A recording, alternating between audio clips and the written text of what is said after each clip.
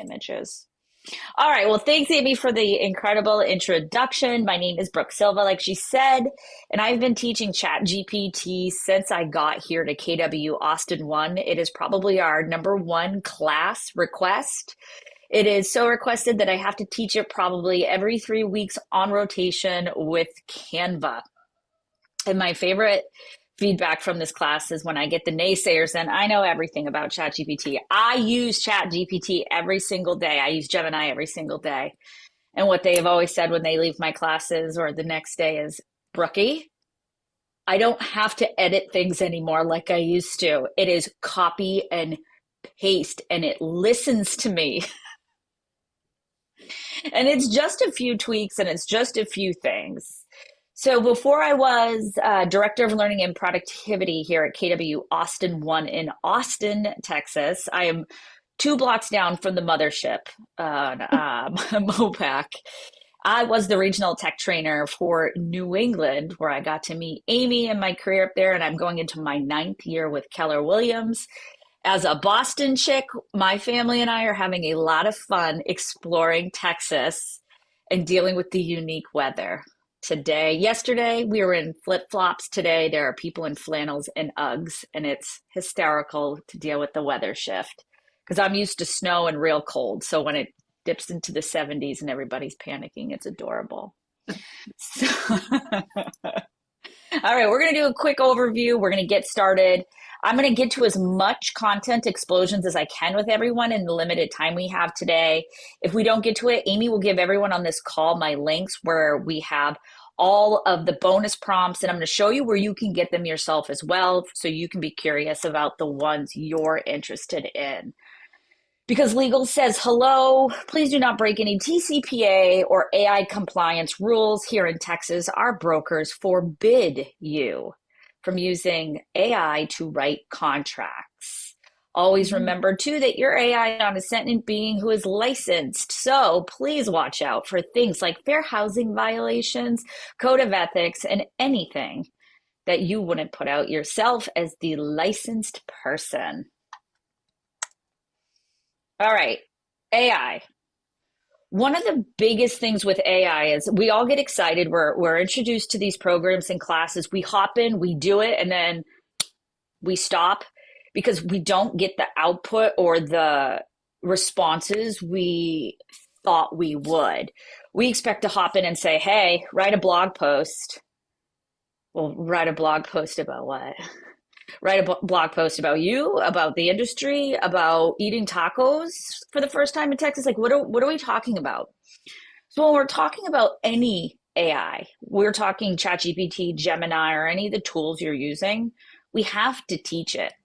And one of the things I've heard over and over, and Jason was just here at a mastermind with us, he's like, you have to treat your AI as if it were an intern and it knows nothing about this industry or you. You just hired them, they just came on, and they are going to evolve and get better, but only if you nurture that relationship with your AI like you would a human being. So one of the things to note about our AIs is that we do have to teach them. They're called learning language models. And with that in mind, remember this, most AIs are going to want to give you the answer in which you desire. So I have some tips and tricks on how to make sure things are sourced from factual places. We're going to continue to grow it and give it things. So if you ever find an article you love, the way it's written, the way it sounds, the layout, bookmark it. Because in the future, you can do things like, hey, and now my ChatGPT is named Bestie. Hey, Bestie, I love the way this article is laid out. It made me giggles. I was entertained. I had a great time reading about market stats and I wasn't bored. Remember this for our next blog on market stats. And lo and behold, Bestie was able to spit out some things on market stats that were not boring, that I was entertaining the community. And it just felt more my personality. And then at the end of this, we are going to name it. So think of what you want to name your GPT. You're going to have to talk to it every single day. Mine is Bestie. We have people who name it Alfred. We have Mr. Roboto. I have Gyarados. We have Betsy. We have Rita Robot. I mean, you name it. I have heard probably about 500 or 600 names so far this year, and it's Hysterical what people name theirs. Is yours named Amy? I'm wavering. I haven't landed on one yet. You're I going know to I'm today. okay. You're gonna have to That's today. it. A lot of people go with their childhood pet because they were so loving Oh, and loyal. So a lot of people do that, I've noticed. And everybody has a lot of the same names for their animals, by the way. Um, it's so funny. All right, Amy, can you read this for everyone real quick? I sure can. Myths versus truths. Don't believe everything you read on the internet. And look who said it, Abraham. I think when this popped up years ago, it was one of my favorite things. So, why I put this slide up here is this: you're going to find things on the internet that are not true. When it comes to being the source of information, we have to find the sources of true and factual information and feed them to our GPTs or Geminis when we're working with them. So, if you are writing about something very specific, say I am writing about what's going on in the Austin local housing market, I'm going to want to go pull stats and facts from factual real estate articles, not just do a wide scoop on Google and find the thing that feels good. Because when you give your GPT this info, it's going to write thinking that the facts you provided it are the real legit facts. So I just want to put this out there. Just because it's on the internet doesn't mean it's true. And I don't want any of you to become a source of misinformation in the age of AI. And we all know AIs can go wrong as well. I have an entire album dedicated to the pictures where I have no legs or seven hands, extra ears, pinkies growing out of places they don't belong. All right, this is the audience participation before we get to play. Why would anybody read any of your real estate marketing messages if they're not in buy, sell, or invest mode, or even referral mode? Why would anybody read? And come right off of mute. You don't have to raise hands, do anything cray cray. Okay. Curiosity. Yeah. Curiosity on what? If they're not in buy, sell, or invest mode. They'll just want to be in the know for anything and be able to have a conversation. Conversations. Okay. Why else? Because they know you like you. How do they know you like you? This is a hard one, I know. This is the hardest question I'm going to ask you all month. Starting off with a doozy. I know. So Could be a they can. family, could be a friend, past client. Absolutely. So here's my big question on this then. Why are the majority of realtors only putting out messaging that has to do with buying, selling, investing, or referring? I'm Mhm. not there yet, right? Maybe we just met because you were giving out cookies at the harvest market, the little pop up shop. But here's the thing, if you've got people in your world on your social media and you're not finding their value hits and you're only producing messages that feel good to what you want to put out there, we're missing the mark. Keep this piece of information in the back of your noodles today because this is what's going to help prompt you in the future to make messaging that works for people you want to swoop into your web. A lot of what I'm seeing is that people just Monday market stats, Tuesday, here's what's coming on for open houses this weekend. Market, look what I sold. Look how busy I am. Look how busy I am. Another one sold. Testimonial Tuesdays, right?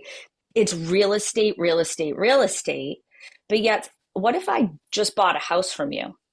I don't I don't even like you probably because I'm still unpacking. And there was a lot to do when you move, right? I don't want to see your open house because I just bought a house. But you know what I needed in Texas? And I giggled, and my people who live in cold weathers will get this. I needed to know that even though I live in Texas now, you still need to prep your outdoor faucets and pipes for the winter here. And I laugh at that every year because it's not that cold, friends. It really isn't. But everybody panics at the disco and winterizes their Texas homes at 72 degrees. It's hysterical to me. But what we need to do is follow an 80-20 rule. And I'll give Amy this slide deck too if you want to take pictures or screenshots. 80% of your social media messaging, blogs, newsletters, marketing should be about community, events, holidays, fun things, no real estate. No real estate. And it can't be about you. Because if they don't know you yet, trust you, love you, or find value on your page, selling yourself is going to push people away. What I'm trying to get y'all to do is show up as your true, authentic selves and find your community of people who are going to buy, sell, refer, or invest. The other 20%, that's when we get to dig into the real estate. So you dangled the carrot with the 80%. Now the 20% is you get to educate them. One of the things we did back home in New England is we actually put out real estate terms for our agents to use in a series of, here's what this word means in real estate. You may have heard it, but here's what it actually means. Market trends. I hate market trends and numbers. So if you can find ways, it's just not the way my brain works, but I know there are so many personalities that love numbers and market trends. Find a way to make it unique to you. Buying, selling, investing, about you.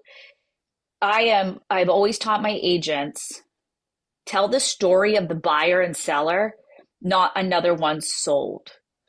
Over time, if all you see on somebody's real estate page is another buyer, another sold, another buyer, under contract, blah, blah, blah, blah, blah, what we're telling people is we're too busy for them because all they see is you being busy. And how many of you have ever had someone say, I am so sorry, Amy. I watch your Facebook. I thought you would be too busy to help us sell our house. So our social media is telling that message.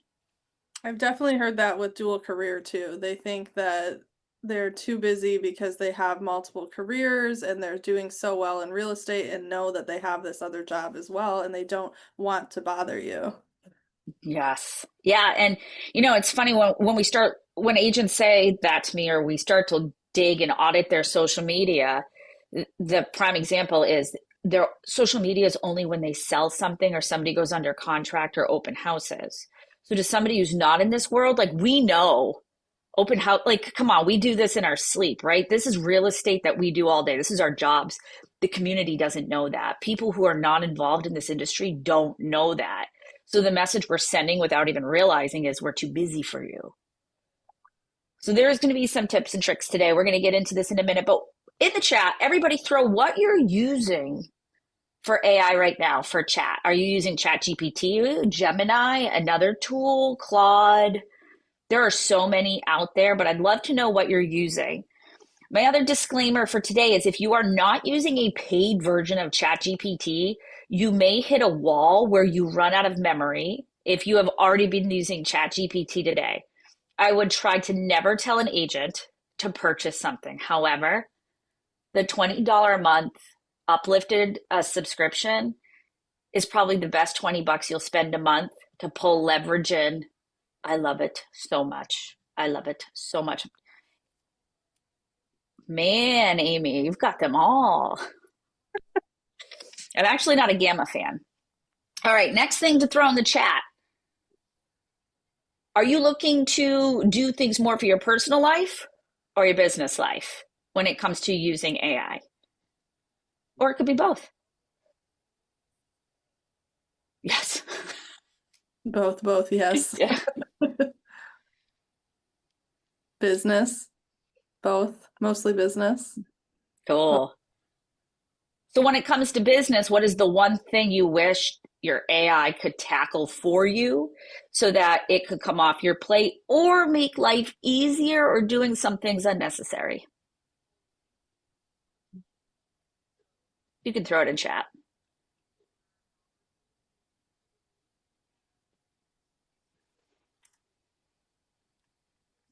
And your exit ticket today is at the end. The only way you can exit, we will hold your Zoom hostage, is if you let us know. One way you'll use your AI differently, your action item is, and the one thing your brain can't stop thinking about. So Amy will send this to you in an email, and that is how you get some of my bonus resources that I do not list on my website, and they're good ones. Ooh, fancy pants. Yeah, I know. Isn't that fun? All right. I'm going to put this in. Oh, yeah. You can role play conversations. It is the bee's knees. It is the best thing. When I have to have hard conversations and I want to practice it first, I mean, I know I'm New Englander and I get like cuckoo bananas and I can just say anything. I'm an aggressive, but every now and then I get like, whoa, I don't think I should say that. How can I? My new thing is, how can I say that as a kind Southern lady? Because they're still not used to my Boston Your salt? personality, my salt. Because I'll come in and be like, yeah, let's do this, blah, blah, blah, and they're like, oh, bless her heart, she's so fast. All right. So what everybody's going to do is go to the resource page that I have put in the chat. Let me move this over here. If you are using, where'd my thing go? If you are using Gemini or something that is non ChatGPT, I'm going to put in the chat a link to a Google Doc where you're able to copy and paste all of the things. So what it's going to do is you're just going to copy when we start get going and paste all these things. I'll review that one more time. Where'd my screen go? Okay. Oops. All right. So when you are on my resources page, for my Chat GPT people, you're simply going to start with this little one called Kickstart Your AI Journey. It should open Chat GPT for you in a moment. And And what I've done, I was what, gonna say I've put this in my newsletter before too, and I definitely talk about it in all my AI classes. So it's a great resource. so what this does is it took me probably about 6 months to build, and it is I deleted my GPT and remade her over and over until that I had a specific amount of questions that dragged out the right amounts of your personality to input those in, imprint those on your GPT so they start to act like you, think like you, and spit out content like you. So what we're going to do is we're going to take the next 15 minutes about, and we are going to click let's get started. And what it's going to do is start to ask you interview style questions. Answer them thoughtfully and truthfully, because at the end of the day, your GPT is a reflection of you. Don't lie to you. And if you have questions as we go, please come off of mute. Going back to that 80-20, right? Everybody in your database does something, did something, has events or charities that they are super passionate about. At the end of every blog, say if you'd have a business, service, event, or charity you'd love featured, please reach out to me. And I put that with my contact information at the end of every blog for the agents. All right, so let's talk more resources. What I love about AI is it can fill a gap or a need in our lives where you're like, I just don't have time to do something. So in my house, there's a lot of people. I have to feed a lot of people. So one of the things is I get sometimes overwhelmed and I'm tired. So we have silly GPTs that can literally take whatever you have in your pantry. Here's what I have on hand: pasta, rice, broccoli, cheddar, bone broth, right? And it's going to ask you how many people you're feeding. 6 adults, because my 9-year-old eats like 3 grown men. She does. She's in a growth spurt. She's eating everything. I came home and I was like, what happened to the pantry? She's like, oh, starving after karate. Are there any dietary needs? We have a lactose allergy in our house, so we are a milk-free house. Warm and cozy. So then what it's going to do is it's going to give you a whole bunch of recipes based on what you have in hand. And how much time do you have? So we have 35 minutes to cook. That's it. So I love this for busy, busy people. Easy. So here you go. It's going to ask you. I originally created this for my friends who have college age kids who are trying to make gourmet meals out of ramen, macaroni and cheese, and shelf stable food. So it's programmed to go out to all these recipe sites and give you some stuff. Cheesy broccoli pasta soup. Ta-da! Broccoli cheddar pasta bake. Like it's going to give you a whole bunch of things. You've got a recipe ready to go. The other favorite resource of mine is I built my business back home on always spotlighting my community members. I never actually talked or sold real estate on my platforms. I I wanted referrals more than anything because I lived and my husband sold in a saturated area where I couldn't walk down a street without seeing a brokerage in New England. They're everywhere. There are so many mom and pop shops. Like everybody knows somebody who's a realtor. So I needed to stand out. And I did that by interviewing via email all kinds of local businesses. So we've created one where you look like a superstar. It's called the Local Blog Interviewer, and it is probably my most favorite thing because you don't even have to go to the business if you don't want to. If you know them, it's going to create an email for you to send. I'm interviewing a local business. What 20 questions should I ask? What's the name of the business? So I'm going to say Brooke the Nerd. Industry is tech services, small business help. And I'm going to be interviewing Brooke. What it's going to do is it's going to come up with 20 questions that you're going to then, when you get the answers back, feed them into a blog. It's that simple. It's so fun. So here's all the interview questions. If you like them, cool. If not, change them. Hello, thank you for taking the time to answer these questions to be featured in our blog, website, and social media.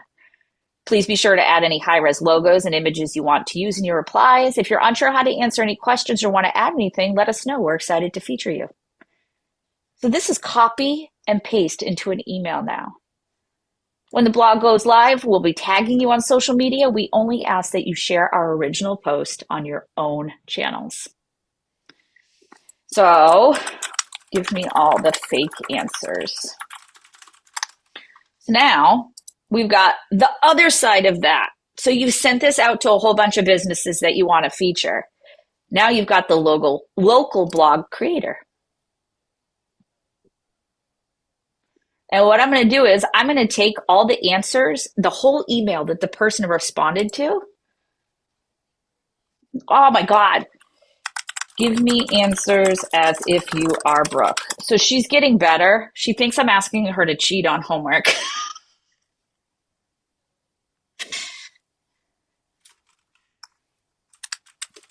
Come on, lady. Just, whoops, get this done. See, I've made her too smart now. Ooh, what is my thing doing? It's having a meltdown. Friendly.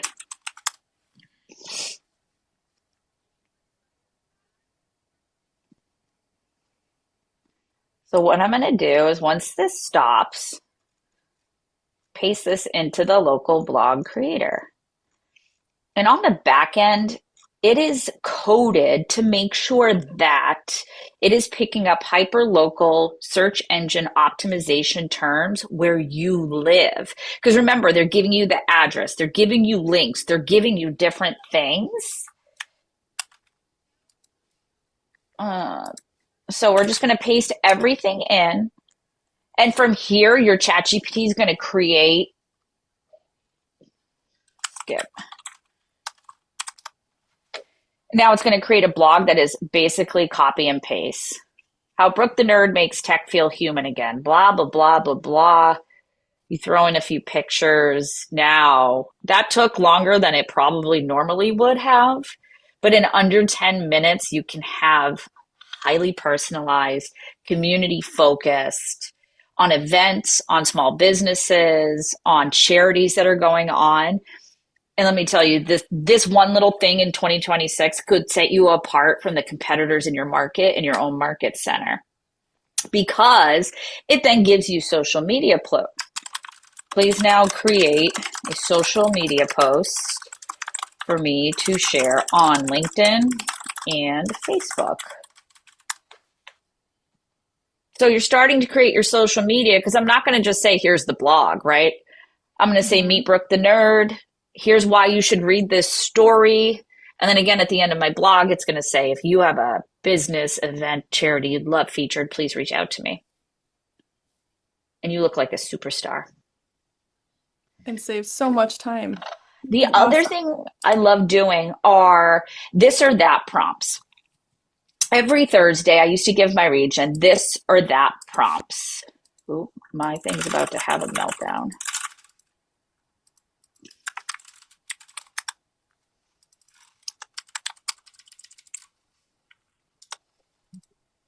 Oh, it don't like me today.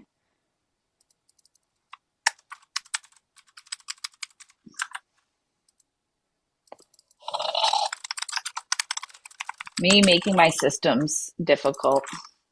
Basically, what this does, let's see if I can wipe it out. Brooke, I was in the wrong one. Brooke at brookthenerd.com. Every month you get 20 ideas. There's not 20 Thursdays in a month, so you're solid, right? So you would paste these into your GPT and say, hey, bestie, for January, these are the ideas I want to run. So, like in Texas, Snow Day Fun is not something I really can post about. However, cozy blankets or a cozy fireplace, watching football playoffs or watching award shows, right? So you pick how many Thursdays there are in that month, and you say, here are the 3 I want for January. Please make the social media posts. So this is a workbook for you where every month has something. February's got it. March, shamrock shake or mint tea.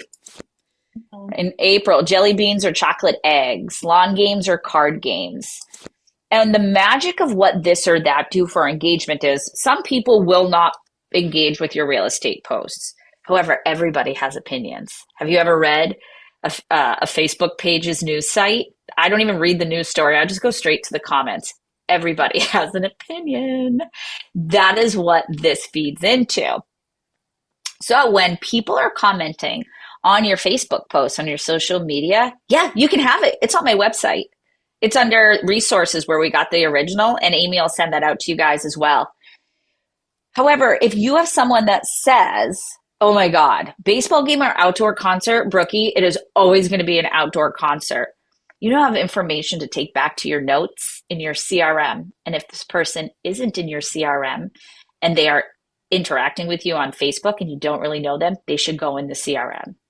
And what you're going to do is you're going to ask a question that is at least 5 words or more and say, have you gone to any great ones recently, or do you have any planned? Then they're going to answer you. And then they're going to answer you again, and you're going to answer them. And now you're building relationship and engagement on social media. And when you get to the point where you can call them in a TCPA friendly way, you have something to talk about that's not always real estate. Hey, how was that concert you went to? I know you said last month that you were going to a B-52s concert. Could they still rock the stage, or were they up there with canes and walkers? Like, I went to a B-52s concert and I was blown away by their energy recently, by the way. That's why it was in my head. But now things like, what is your favorite road trip snack?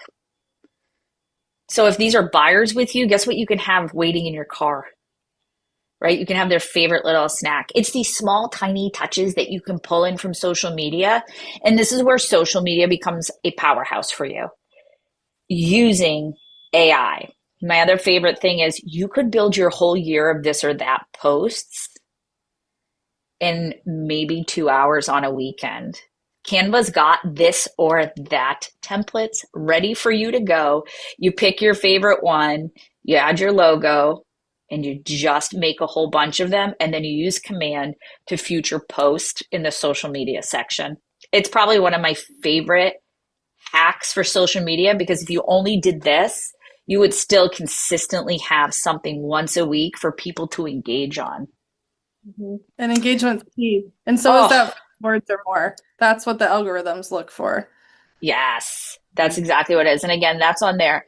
Lastly, the thing that's on every one of my pages is that AI visibility workbook for realtors. And this is probably one of the most important things we need to do right now.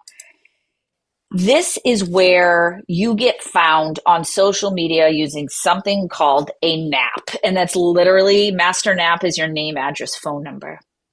Google is always your key for everything. So how your market center shows up is how you need to put that in every one of your profiles. So in this workbook, it's going to show you all the different basic profiles somebody would be on. So what is your name? So my name professionally is Brooke L. Silva. Somehow I started dropping the L, and when I did a profile audit, I was Brooke L. Silva or I was Brooke Silva, and now my ChatGPT, if they're going to recommend me, is going to have a mismatch. Brokerage address. If you're going to abbreviate street, abbreviate it everywhere. If you're going to call it out or write it out, write it out. Business cell, email address you want in the profile, and your website. The other important thing is start with 5 cities, neighborhoods, or zip codes that you want to concentrate on. That's it. Start small and then add. But here are the profiles you really need updated. Your CRM. Whether you use Command or not, you still need to update Command because as a Keller Williams associate, that is where marketing is updated. Your website is fed from. So even if you're not using it, you still have a profile that's public on there. Let it help you on SEO. Your MLS. Do you have a Google business? Is that up to date? Realtor.com, Homes.com, Zillow, NAR. Is your NAR profile up to date or have you not dusted it off since you got licensed? A YouTube channel, your business Facebook page. Yes, you need business Facebook page, not personal. We can mud wrestle about that later. And Instagram professional profiles, LinkedIn, and anything else y'all have locally. Go through and make them consistent. And the kicker is your profile picture needs to be the same across all these platforms. So Jason Abrams taught us this about 2 months ago, and I brought it into this big workbook for everyone. So those are some of my gifts for you guys. I know we're running up against time, Amy. All of this is recorded. We're going to have it edited for you. My website always has resources. The other thing I'll say is, and Amy touched on it earlier, is I teach AI every single day. And these are all of my socials. If you ever want to follow along and see all the funny, weird things we are doing here, even after the 75 AI hard, I will continue to teach people AI every single day. All right, golden ticket. Amy's going to email everyone and ask one way I'm going to use AI differently, what your action item is, and what your brain can't stop thinking about. Once you get that to her, she's going to give you my GPT for 75 social media hard, where you are given 75 days of content, photos, B-roll, what to post. It's like having a social media manager in your back pocket. It totally All right, is. Amy. Anything else? I think you gave us a lot to think about. I can see I've been getting private messages. Wheels are spinning. People are loving it. So thank you so much for your time today, Brooke. I'm excited. There's definitely some things I want to start implementing. I'm like in the process of revamping my whole social media presence. So this is perfect timing for that for me. Yeah. All right. Well, I'll send you a follow-up email with their exit tickets, their golden tickets to getting Perfect. the extra things that are not on my website. And if anybody has any information, you can find me on those socials everywhere or through Amy. And it was such a pleasure to see all of you in the region. All right. Thanks, everyone. All right. Be good. Stay nerdy. Stay nerdy. That's right. Bye.